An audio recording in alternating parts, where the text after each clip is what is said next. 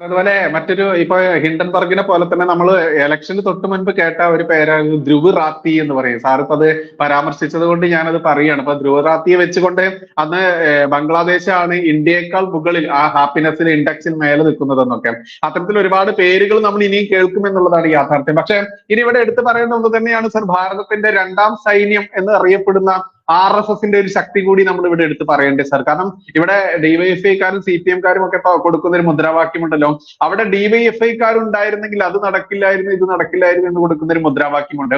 അതേപോലെ നമ്മുടെ RSS എന്ന് പറയുന്ന ഭാരതത്തിന്റെ ആ ഒരു രണ്ടാമത്തെ സൈനിക നിരയെ കൂടി പറയുകയാണെങ്കിൽ എങ്ങനെയായിരിക്കും സർ? ഇവിടുത്തെ ഇസ്ലാമിക ജിഹാദികളൊക്കെ പറയുന്ന പോലെ മോദിയെ ഞങ്ങൾ ശരിയാക്കും, അത് ശരിയാക്കും, ഭാരതം ഞങ്ങൾ ഇസ്ലാമിക രാജ്യമാക്കും, അതിനൊക്കെ വിഘാതമായിരിക്കുന്ന ഒരു സംഘടന കൂടിയാണോ സർ RSS? അല്ല, കമ്മ്യൂണിസ്റ്റുകാരെ കുറിച്ച് തന്നെ ആദ്യം പറയാം. വെള്ളമുണ്ടെങ്കിലേ മീനുള്ളൂ, ഏത് ഇടതുണ്ടെങ്കിലേ ഇന്ത്യ ഉള്ളൂ എന്ന് പറഞ്ഞു. ഇപ്പൊ ഇടതില്ല, അതുകൊണ്ട് ഇന്ത്യ ഇല്ല എന്നൊന്നും പറയാൻ പറ്റില്ലല്ലോ. പക്ഷെ വെള്ളം ഉണ്ടെങ്കിലേ മീനുള്ളൂ എന്ന് പറയുന്നു, അല്ലെ ഹിന്ദു ഉണ്ടെങ്കിലേ കമ്മ്യൂണിസം ഉള്ളൂ. എന്തുകൊണ്ടാ പാകിസ്ഥാൻ കമ്മ്യൂണിസ്റ്റ് പാർട്ടി എവിടെ പോയി? ബംഗ്ലാദേശിലെ കമ്മ്യൂണിസ്റ്റ് പാർട്ടി എവിടെ പോയി? അവിടെയൊക്കെ കമ്മ്യൂണിസ്റ്റ് പാർട്ടി ഉണ്ടായിരുന്നല്ലോ. എന്താ ബംഗ്ലാദേശ് ഡിവൈഎഫ്ഐ ഇല്ലാത്ത? എന്താ പാകിസ്ഥാന് ഡിവൈഎഫ്ഐ ഇല്ലാത്ത? ഡിവൈഎഫ്ഐ മാത്രമല്ല, SFI ഇല്ല, CIT ഇല്ല, ഒന്നുമില്ലല്ലോ. അപ്പോ അവിടെയൊക്കെ ഇസ്ലാമിക ഭരണം വന്നു കഴിഞ്ഞാൽ ആദ്യം കൊന്നു തീർക്കുന്നത് കമ്മ്യൂണിസ്റ്റുകാരനെ ആയിരിക്കും. അതാണല്ലോ അവിടുത്തെ ചരിത്രം. അല്ലെങ്കിൽ അതൊക്കെ ബാക്കി വരുമായിരുന്നല്ലോ. പക്ഷെ ഭാരതത്തെ സംബന്ധിച്ചിടത്തോളം ഭാരതം എന്ന് പറയുന്ന രാജ്യത്തിന്റെ ഭരണാധികാരം ഇനി ആരെങ്കിലും പിടിച്ചെടുത്തു എന്ന് തന്നെ ഇരിക്കട്ടെ. ഇന്ത്യയില് ഈ കോൺഗ്രസ് അല്ലെങ്കിൽ ഇന്ത്യ മുന്നണി അധികാരത്തിൽ വന്നു, അമേരിക്കയുടെയോ മറ്റാരുടെയെങ്കിലും ഒക്കെ താല്പര്യം നടപ്പാക്കാൻ വേണ്ടി അവർ ശ്രമിക്കുകയാണ് എന്നുണ്ടെങ്കിൽ ഭാരതത്തിന് മറ്റൊരു വലിയ ആർമി ഉണ്ട്. ഇപ്പൊ ബൈജു പറഞ്ഞത് തന്നെ RSS. പലരും ചോദിക്കാറുണ്ട്, 1921 മലബാറിൽ ഇതൊക്കെ സംഭവിച്ചത് ഇനിയും ആവർത്തിക്കുമെന്ന് പലരും പറയാറുണ്ട്. ഒന്നും ആവർത്തിക്കാൻ പോകുന്നില്ല. 1921 RSS ഉണ്ടായിട്ടില്ല. അത് കഴിഞ്ഞ് 4 കൊല്ലം കഴിഞ്ഞ് RSS ഉണ്ടായത്. പക്ഷെ ഇന്ന് ഇന്ത്യയിൽ RSSന് ഏറ്റവും ശക്തിയുള്ള ഒരു സ്ഥലമാണ് കേരളം. അതുകൊണ്ട് മലബാർ കലാപമോ 1921 ഇനി കേരളത്തിന്റെ മണ്ണിലല്ല, ഭാരതത്തിന്റെ മണ്ണിൽ ഒരിക്കലും ആവർത്തിക്കാൻ പോകുന്നില്ല. ഇന്ത്യയിലെ രണ്ടാമത്തെ സൈന്യം RSS, ലോകത്തെ ഏറ്റവും വലിയ സന്നദ്ധ സംഘടന എന്ന് പറഞ്ഞാൽ കേഡർ സംവിധാനത്തോടു കൂടിയുള്ള, വേണ്ടി വന്നാൽ ഏത് തരത്തിലും ശാരീരികമായിട്ടും ഇറങ്ങി പ്രവർത്തിക്കാൻ സന്നദ്ധതയും സംവിധാനവുമുള്ള ലോകത്തെ ഏറ്റവും വലിയ യുവനിരയാണ് രാഷ്ട്രീയ സ്വയം സേവക സംഘം എന്ന് പറയുന്ന RSS. അതുകൊണ്ട് ഭാരതത്തിനെതിരെ ഒരു അട്ടിമറി ശ്രമം ഉണ്ടാവുകയും നാളെ ഇന്ത്യയുടെ പട്ടാളം, അങ്ങനെ ഒരിക്കലും സംഭവിക്കില്ല, കാരണം പട്ടാളത്തിൽ ഹിന്ദു ഭൂരിപക്ഷമാണ്. ഇനി ഇന്ത്യയുടെ പട്ടാളം തന്നെ ഇന്ത്യൻ ഭരണകൂടത്തെ അട്ടിമറിച്ചുകൊണ്ട് ഭരണം പിടിക്കാമെന്ന് ശ്രമിച്ചാൽ പോലും ഇന്ത്യയിൽ നടക്കാൻ പോകുന്നില്ല. കാരണം പട്ടാളത്തെക്കാൾ വലിയ പട്ടാളം ഇവിടെയുണ്ട്, അതാണ് RSS. അതുകൊണ്ട് ഒരിക്കലും ഇന്ത്യൻ പട്ടാളത്തിന് ഇന്ത്യയിൽ ഒരു പട്ടാള അട്ടിമറി സാധ്യമല്ല. അതുപോലെ തന്നെ ഇന്ത്യയിലെ പ്രതിപക്ഷവും ഇവിടുത്തെ തീവ്രവാദി സംഘടനകളും എത്ര ശക്തമായിട്ട് ഏത് രാജ്യത്തിന്റെ പിൻബലത്തോടു കൂടി എന്തൊക്കെ ആയുധങ്ങളുമായിട്ട് ഇന്ത്യയിൽ ഒരു അട്ടിമറി നടത്താൻ ശ്രമിച്ചാലും അത് നടക്കാൻ പോകുന്നില്ല. കാരണം ഈ RSS എന്ന് പറയുന്ന സംഘടനാ സംവിധാനം ഈ പറയുന്ന എല്ലാ സംവിധാനങ്ങൾക്കും അകത്ത് വേണമെങ്കിലും നുഴഞ്ഞു കയറാൻ മാത്രം സംവിധാനത്തോടു കൂടിയുള്ള ഒരു കാര്യമാണ്. ഇപ്പൊ നമ്മുടെയൊക്കെ നാട്ടില് ഭയങ്കര RSS ആണെന്നൊക്കെ പറയും. ആരെയെങ്കിലും നമുക്ക് അറിയാൻ പറ്റുമോ നമ്മുടെ നാട്ടിലുള്ള RSSകാർ എത്ര പേരുണ്ട്? ഇപ്പൊ ഒരു ഗ്രാമം, ഇപ്പൊ ഇത് കേട്ടുകൊണ്ടിരിക്കുന്ന പ്രേക്ഷകരോട് ഞാൻ ചോദിക്കുകയാണ്, നിങ്ങൾ താമസിക്കുന്ന ഗ്രാമത്തിൽ എത്ര RSSകാരുണ്ടെന്ന് നിങ്ങൾക്ക് എണ്ണിയെടുക്കാൻ പറ്റില്ല. എത്ര പോലീസിനെ വേണമെങ്കിൽ എണ്ണിയെടുക്കാം. നിങ്ങളുടെ പോലീസ് സ്റ്റേഷനിൽ എത്ര പോലീസ് ഉണ്ടെന്ന് വേണമെങ്കിൽ നിങ്ങൾക്ക് എണ്ണിയെടുക്കാം. നിങ്ങളുടെ നാട്ടിൽ എത്ര DYFI ഉണ്ടെന്ന് വേണമെങ്കിൽ, SFI ഉണ്ടെന്ന് വേണമെങ്കിൽ, CIT ഉണ്ടെന്ന് വേണമെങ്കിൽ മെമ്പർഷിപ്പ് നോക്കിയിട്ട് എണ്ണിയെടുക്കാം. പക്ഷെ RSSനെ എണ്ണിയെടുക്കാൻ പറ്റിയല്ല, കാരണം RSSന് മെമ്പർഷിപ്പ് ഇല്ല. ഈ മെമ്പർഷിപ്പ് നോക്കിയിട്ട് ആരെ വിട്ട് പിടിക്കാനും പറ്റില്ല. പക്ഷെ രാജ്യത്തിനൊരു ആവശ്യം വരുമ്പോ ഇവര് സടകുടഞ്ഞെഴുന്നേക്കും. ഇപ്പോ വയനാട് ദുരന്തം ഉണ്ടായി, ക്യാമറ എല്ലാം ഉള്ളിടത്തോളം കാലം അവിടെ DYFI ഉണ്ട്, സന്നദ്ധ സംഘടനകളും ഉണ്ട്, കഞ്ഞി വിതരണവും ഉണ്ട്, എല്ലാം ഉണ്ട്. ക്യാമറ മലയിറങ്ങി കഴിഞ്ഞപ്പം അവിടെ പിന്നെ ആരുണ്ട്? അവിടെ സേവാഭാരതി മാത്രമുണ്ട്. ആ സേവാഭാരതിയുടെ പേരാണ് RSS. അപ്പൊ അവര് ക്യാമറ ഇല്ല എങ്കിലും അവിടെ ഉണ്ടാവും. ജോർജ് കുര്യൻ എന്നൊരു മന്ത്രി ഉണ്ടായിരുന്നല്ലോ, ആ മന്ത്രി പോയപ്പോ ഒരു ക്യാമറയും ഇല്ലായിരുന്നല്ലോ, ആരും ഒന്നും സംപ്രേഷണം ചെയ്തില്ലല്ലോ. അവിടെ സുരേഷ് ഗോപി വന്നില്ല എന്നുള്ള ആക്ഷേപം വന്നു, ജോർജ് കുര്യൻ ഉണ്ടെന്നുള്ള ആരും പറഞ്ഞില്ലല്ലോ. അദ്ദേഹത്തിന്റെ പാരമ്പര്യം ഇത് തന്നെയാണ്. അതുകൊണ്ട് അങ്ങനെ പ്രവർത്തിക്കുന്ന ഇന്ത്യയിൽ ഒരു ഭരണകൂടമില്ലെങ്കിൽ പോലും ഇന്ത്യയെ മുന്നോട്ട് കൊണ്ടുപോകാൻ കഴിയുന്ന, ഇന്ത്യക്ക് ഒരു പട്ടാളമില്ലെങ്കിൽ പോലും ഇന്ത്യയെ മുന്നോട്ട് കൊണ്ടുപോകാൻ കഴിയുന്ന, ഇന്ത്യയിൽ ഒരു ഖജനാവില്ല, ഇന്ത്യയുടെ ഖജനാവ് മൊത്തം കൊള്ളയടിച്ചുകൊണ്ട് പോയാലും ഇന്ത്യയെ സാമ്പത്തിക ശക്തിയാക്കി നിർത്താൻ കഴിയുന്ന ഒരു സംവിധാനമാണ്. ആർക്കും നിർവചിക്കാനും കണ്ടെത്താനും കഴിയാത്ത അഭൗമമായിട്ടുള്ള ഒരു ശക്തിയാണ് RSS. അതിന്റെ ശക്തി ആക്കിയുള്ളവർ കാണാൻ പോകുന്നേ ഉള്ളൂ. എന്നാണോ ഭാരതം ഒരു ക്രൈസിസിൽ പെടുന്നത്, അന്ന് RSS രംഗത്ത് വരും, പരസ്യമായിട്ട് രംഗത്ത് വരും. ആഗോള ശക്തികളോട് നേരിട്ട് ഏറ്റുമുട്ടാനുള്ള കരുത്ത് RSSനുണ്ട്. അത് ഭാരതം ക്രൈസിസിൽ പെടുന്ന കാലത്ത് കാണാൻ പോകും. പക്ഷേ RSS ഉള്ളിടത്തോളം കാലം ഭാരതം ക്രൈസിസിൽ പെടാൻ പോകുന്നില്ല എന്നുള്ളത് മറ്റൊരു കാര്യം. ഇതാണ് RSSന്റെ സ്വരൂപം.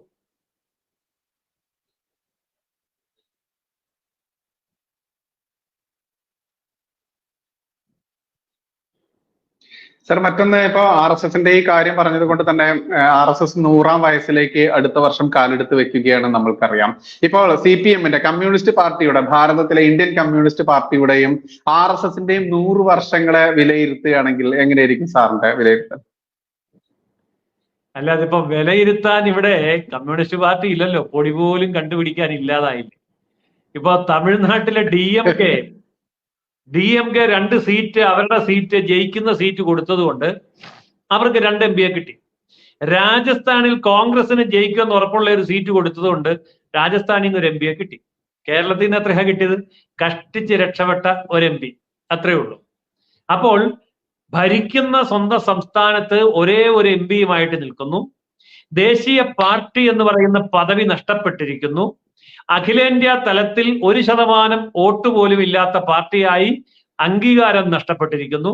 അങ്ങനെ ഒരു പാർട്ടിയെ നമുക്ക് 100 വർഷത്തെ പ്രവർത്തനത്തിന് ശേഷം അപ്രത്യക്ഷമായിരിക്കുന്ന ഒരു അന്തരീക്ഷത്തിൽ 100 വർഷത്തെ പ്രവർത്തനം പൂർത്തിയാകുന്നതിന് മുൻപ് ഭാരതത്തിന്റെ ഭരണാധികാരം തുടർച്ചയായി 3 തവണ ഒരു RSS പ്രചാരകൻ പ്രധാനമന്ത്രി പദത്തിൽ ഇരുന്നു കൊണ്ട് നയിക്കുകയാണ്.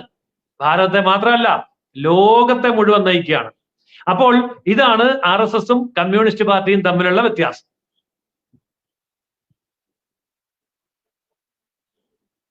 ഓക്കെ, ഇനി എന്തെങ്കിലും വിട്ടുപോയിട്ടുണ്ടോ സാർ? എന്റെ ചോദ്യങ്ങൾ, ഞാൻ സാറ് സംസാരിക്കുന്നതിനനുസരിച്ച് അങ്ങനെ ലൈവിൽ ഓരോ ചോദ്യങ്ങൾ വന്നു എന്നേ ഉള്ളൂ.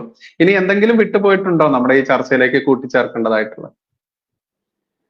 എനിക്ക് തോന്നുന്ന ഒരു കാര്യം, ഈ ഭാരതത്തിനകത്ത് നടക്കുന്ന ഗവൺമെന്റ് വിരുദ്ധ അല്ലെങ്കിൽ BJP വിരുദ്ധ നീക്കങ്ങളും സമരങ്ങളും ഭാരതത്തിനകത്ത് നിന്നുള്ളതല്ല എന്ന് ജനങ്ങൾ തിരിച്ചറിയണം.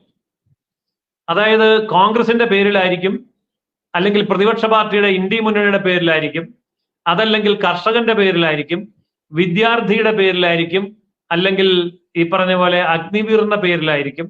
ഏതെങ്കിലുമൊക്കെ പേരിൽ ഇവിടെ കുത്തിപ്പൊക്കി കൊണ്ടുവരുന്ന കലാപ ശ്രമങ്ങളെ കാണുമ്പോൾ ഭാരതത്തെ സ്നേഹിക്കുന്നവർ ഏത് രാഷ്ട്രീയ പാർട്ടിയിലോ ജാതി മതത്തിലോ പെട്ടാലും ഓർക്കുക, ഈ രാജ്യത്തിനെതിരെയുള്ള വൈദേശിക നീക്കങ്ങളുടെ പ്രകട രൂപമാണ് ഇത്. അത് ഏറ്റവും നല്ല ഉദാഹരണമായി ദൈവം നമുക്ക് കാണിച്ചു തന്നു ബംഗ്ലാദേശിലൂടെ. 65% ജനങ്ങളുടെ വോട്ട് മേടിച്ചു വന്ന ഷെയ്ഖ് ഹസീന ജനപിന്തുണയുള്ള നേതാവ് തന്നെയാണ്. അതുപോലെ സാമ്പത്തികമായിട്ട് വൻതോതിൽ ഭാരതം കഴിഞ്ഞാൽ, ഭാരതം 8% സാമ്പത്തിക വളർച്ച നേടുമ്പോൾ 5.5% സാമ്പത്തിക വളർച്ച നേടിയ രാജ്യമാണ് ഈ ബംഗ്ലാദേശ്.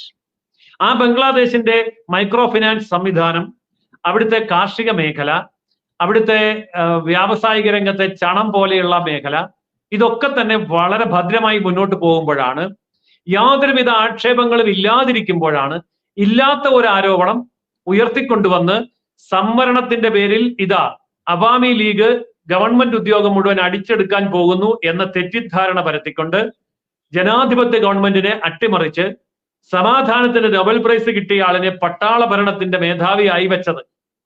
ഇത് ഭാരതത്തിനെതിരെ ഉപയോഗിക്കാൻ വെച്ചത്. ഇവിടെ നനഞ്ഞു പോയ, ചീറ്റിപ്പോയ പടക്കം അവിടെ വീണ് പൊട്ടി എന്നുള്ളതേ ഉള്ളൂ. അപ്പോൾ നമ്മൾ ഇത് ഇനിയും പ്രതീക്ഷിക്കണം. ഭാരതം ഇത്തരത്തിലുള്ള ആക്രമണങ്ങളെ കരുതിയിരിക്കുക തന്നെ വേണം. അതുകൊണ്ട് കർഷക സമരമാണെന്ന് പറയുമ്പോഴേ, കാള പറ്റുമെന്ന് കേൾക്കുമ്പോഴേ കയറെടുക്കരുത്. അല്ലെങ്കിൽ പട്ടാളത്തിലേക്ക് പോകാനുള്ള റിക്രൂട്ട്മെന്റിന് വേണ്ടിയുള്ള അഗ്നിവീറിന്റെ സമരമാണെന്ന് പറയുമ്പോൾ ഇതിന്റെ പുറകിൽ ആരാണ് എന്ന് അന്വേഷിക്കാതിരിക്കരുത്. നമുക്കറിയാമല്ലോ, കേജ്രിവാളിനെ അറസ്റ്റ് ചെയ്തു. 1 മണിക്കൂറിനകം കർഷക സമരക്കാരെ കാണാതെ പോയി. ഡൽഹി നടന്ന സംഭവമാണ്.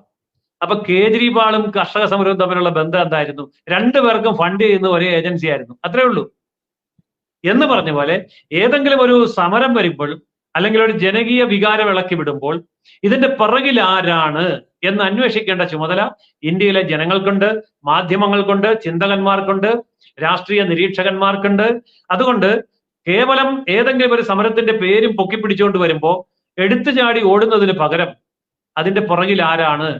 അതുപോലെ മറ്റൊരു കാര്യം കൂടി എനിക്ക് സൂചിപ്പിക്കാനുള്ളത്, ഇന്ത്യയിൽ എവിടെയെങ്കിലും ഒരു ക്രിസ്ത്യാനി കൊല്ലപ്പെട്ടാൽ അമേരിക്കയുടെ പ്രസിഡന്റ് ഇടപെടുന്നു, മാർപ്പാപ്പ ഇടപെടുന്നു, ബ്രിട്ടീഷ് പ്രധാനമന്ത്രി ഇടപെടുന്നു, യൂറോപ്യൻ യൂണിയനിലെ ജർമ്മനിയിലെ ഭരണാധികാരി ഇടപെടുന്നു, ഫ്രാൻസ് ഇടപെടുന്നു, കാനഡ ഇടപെടുന്നു, ഓസ്ട്രേലിയ ഇടപെടുന്നു, ന്യൂസിലൻഡ് ഇടപെടുന്നു. ഒരൊറ്റ ക്രിസ്ത്യാനിയുടെ നേരെ ആക്രമണം ഉണ്ടായാൽ മതി. ലോകരാജ്യങ്ങൾ, ഐക്യരാഷ്ട്രസഭ, അത് ഇത്. ഇവിടെ ആയിരക്കണക്കിന് ഹിന്ദുക്കളെ ബംഗ്ലാദേശിൽ കൊന്നെടുക്കുമ്പോൾ അമേരിക്കയില്ല, കാനഡ ഇല്ല, ബ്രിട്ടൻ ഇല്ല, ജർമ്മനി ഇല്ല, ഐക്യരാഷ്ട്രസഭയില്ല, ആസ്ട്രേലിയ ഇല്ല, ആരും ഇല്ല. ഇത് ഇവിടുത്തെ ഹിന്ദു നാമധാരികളായിട്ടുള്ള കോൺഗ്രസ്സുകാരും കമ്മ്യൂണിസ്റ്റുകാരും തിരിച്ചറിയേണ്ട കാര്യമാണ്. കാരണം കൊല്ലപ്പെടുന്നത് ഹിന്ദു ആണെങ്കിൽ ആംനസ്റ്റി ഇന്റർനാഷണൽ ഇല്ല, മനുഷ്യാവകാശമില്ല, പത്രപ്രവർത്തന സ്വാതന്ത്ര്യം ഇല്ല, ജനാധിപത്യ മര്യാദകളില്ല, ഒന്നും വേണ്ട. അന്താരാഷ്ട്ര കോടതിയില്ല, ഐക്യരാഷ്ട്ര സഭയില്ല. കാരണം മരിക്കുന്ന ഹിന്ദു അല്ലേ. മരിക്കുന്നത് ക്രിസ്ത്യാനി ആണെങ്കിൽ മാത്രമേ ഇടപെടുവോ? മരിക്കുന്നത് മുസ്ലിം ആണെങ്കിൽ മാത്രമേ ഇടപെടുവോ? ഈ ചോദ്യം ഇവിടുത്തെ ഓരോ ഹിന്ദുവും, കമ്മ്യൂണിസ്റ്റ് ഹിന്ദുവും, കോൺഗ്രസ് ഹിന്ദുവും, ഇനി വേറെ ഏതെങ്കിലും ഹിന്ദു ഉണ്ടെങ്കിൽ ആ ഹിന്ദുവും അവനോട് തന്നെ ചോദിക്കണം എന്നാണ് അവസാനമായി എനിക്ക് പറയാനുള്ളത്.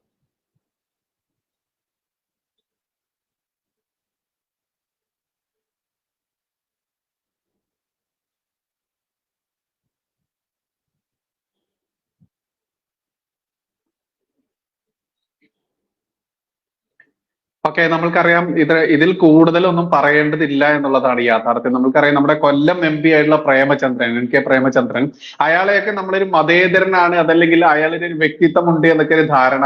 നരേന്ദ്രമോദി പോലും അയാളെ വ്യക്തിപരമായിട്ട് പലതിനും ക്ഷണിച്ചു എന്നുള്ള ആ ഒരു വികാരമൊക്കെ നമ്മുടെ ഈ നാട്ടിലൊക്കെ ഉണ്ടായിരുന്നു സത്യത്തിൽ. പക്ഷെ അയാൾ പോലും പറഞ്ഞു കളഞ്ഞത് ബംഗ്ലാദേശിലെ ഹിന്ദുവിനെതിരെ നടക്കുന്ന ആക്രമണങ്ങളെ മോദിജി നേരിട്ട് ഇടപെട്ട് സംസാരിക്കാൻ പാടില്ലായിരുന്നു, അവർക്ക് വേണ്ടി സംസാരിക്കാൻ പാടില്ലായിരുന്നു എന്നും പച്ചയ്ക്ക് പറയുമ്പോൾ മാന്യ പ്രേക്ഷകരെ നിങ്ങൾ മനസ്സിലാക്കേണ്ടത്, ഇവിടെ ഭാരതത്തിനെതിരെ നിലകൊണ്ടിട്ടുള്ള ശക്തികൾ ഈ നാട്ടിലുള്ളവർ മാത്രമല്ല, സാറ് പറഞ്ഞ പോലെ തന്നെ ഒരുപാട് വിദേശ ശക്തികൾ ചേർന്നുകൊണ്ട് ഇവിടെ ഇന്ത്യ മുന്നണി എന്ന് പറയുന്ന ഒരു രാജ്യദ്രോഹി കൂട്ടത്തെ നിർമ്മിച്ചെടുക്കുന്നു. ആ രാജ്യദ്രോഹി കൂട്ടത്തെ നിർമ്മിച്ചെടുത്തിട്ട് പോലും നരേന്ദ്രമോദിജി എന്ന് പറയുന്ന ധർമ്മപുത്രരെ തോൽപ്പിക്കാൻ പറ്റിയില്ല. ഭരണം വീണ്ടും മൂന്നാമതും BJP-യിലേക്ക് വന്നു, നരേന്ദ്രമോദിജി പ്രധാനമന്ത്രിയായി. ഇതുകൊണ്ടൊന്നും തീരാതെ ഇതുപോലെ തൊട്ടതിനും പിടിച്ചതും ഒക്കെ ചെറിയ ചെറിയ പ്രശ്നങ്ങളിലൂടെ വലിയ വലിയ കലാപങ്ങൾ ആളിക്കത്തിച്ചുകൊണ്ട് നമ്മുടെ നാടിന്റെ സമാധാനം തകർക്കുക, നമ്മുടെ നാടിന്റെ സുസ്ഥിരത തകർക്കുക എന്ന ലക്ഷ്യവുമായി മുന്നോട്ട് വരുമ്പോൾ നമ്മളെ പോലെയുള്ള കുഞ്ഞു കുഞ്ഞു ചാനലുകളിലൂടെയാണെങ്കിലും മാന്യ പ്രേക്ഷകർ ഈ വിവരം അറിയുന്നുണ്ട് എന്നുള്ളതിൽ വലിയ സന്തോഷമുണ്ട്.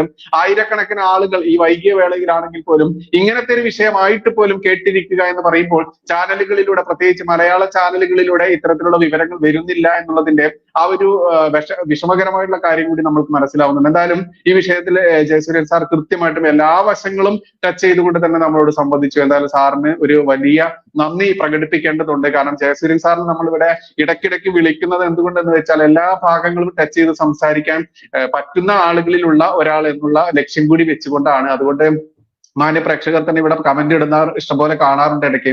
ജയസൂര്യൻ സാർ വന്നു കഴിഞ്ഞാൽ പിന്നെ എല്ലാ വിഷയങ്ങളും എല്ലാ ഭാഗവും ടച്ച് ചെയ്ത് സംസാരിക്കും എന്നുള്ളത്. അതുകൊണ്ട് സാറ് ഒരു പ്രത്യേക നന്ദി കൂടി അറിയിക്കുകയാണ്. എന്തായാലും നമുക്ക് ഈ ഒരു സെഷൻ തൽക്കാലം ഇവിടെ അവസാനിപ്പിക്കാം. സാറിന്റെ പെർമിഷനോടുകൂടി അവിടെ അവസാനിപ്പിക്കുകയാണ്. ഇനി വീണ്ടും നല്ല നല്ല ഗംഭീര വിഷയങ്ങളുമായിട്ട് വീണ്ടും വരാമെന്ന ഒരു ഉറപ്പാണ് തൽക്കാലം. നന്ദി, നമസ്കാരം. ജയ് ഹിന്ദ്, ജയ് ശ്രീറാം.